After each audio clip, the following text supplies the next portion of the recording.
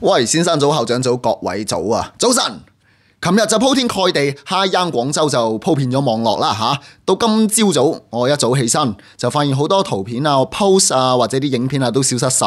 咁應該就係因為呢一句嘅標語其實就唔係新標語嚟嘅。咁我斷估啦吓，啲平台係用造謠之類嘅原因封咗嗰啲片啊、嗰啲圖片啊、嗰啲嘢。咁所以呢一條片呢，我亦都唔放啲咩圖片啦。但係 Hi Young 廣州就的而且確係一句真嘅 slogan 嚟嘅。呢一句係廣州嘅文化旅遊宣傳口號，最早出現喺大眾嘅視野係翻返2023年廣州文化旅遊推介會同埋嗰個推介周啊。嗱，以上呢啲係嗰啲背景介紹啦。重點係點解廣州人今次會有咁大嘅反應呢？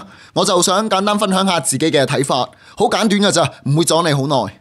首先 Hi Young 係會令到所有嘅廣東人都聯想到廣東話嘅粗口諧音，相信呢一點啊就唔使解釋噶啦。咁但係點解今次又會有咁大嘅反應呢？喂，平時啲觀眾睇到粗口都幾興奮下噶係嘛？阿林雪咁好演技，喺廣東都係靠粗口嘅啫噃。點解嚟到 Hi Young 人民群眾嘅反應係會咁負面呢？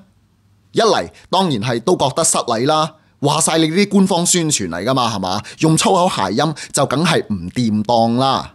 但最重要嘅一點係，人民群眾都相信官方唔係特登去玩諧音噶。咁如果唔係特登玩諧音，咁就即係佢哋唔識廣東話噶啦噃。各位，呢一點就係令到本地人反應好負面嘅原因啊！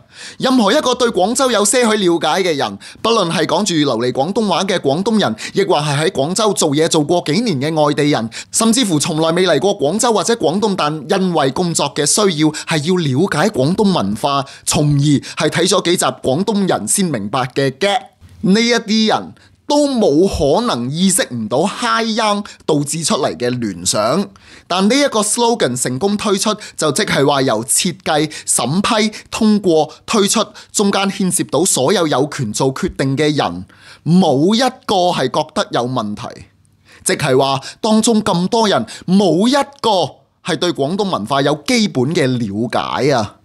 喂，咁係咪一定要對你廣東文化、廣州文化有了解啊？你廣東文化好巴閉啊？當然唔係啦，但係，當你嘅工作係宣傳廣東省廣州市嘅文化旅遊，你唔識廣州文化，你點樣宣傳廣州文化？能夠誕生得出呢一種人唔笑狗都吠嘅 slogan， 背後展露嘅係呢一班能夠做決定嘅人啊！呢一班人既唔識廣州文化，亦唔願意了解廣州文化，即係我哋咁講啦，你唔識都仲可以話係同個成長背景有關吓，但你唔去了解，就係對廣州人民、廣東人民一種赤裸裸嘅不尊重啊！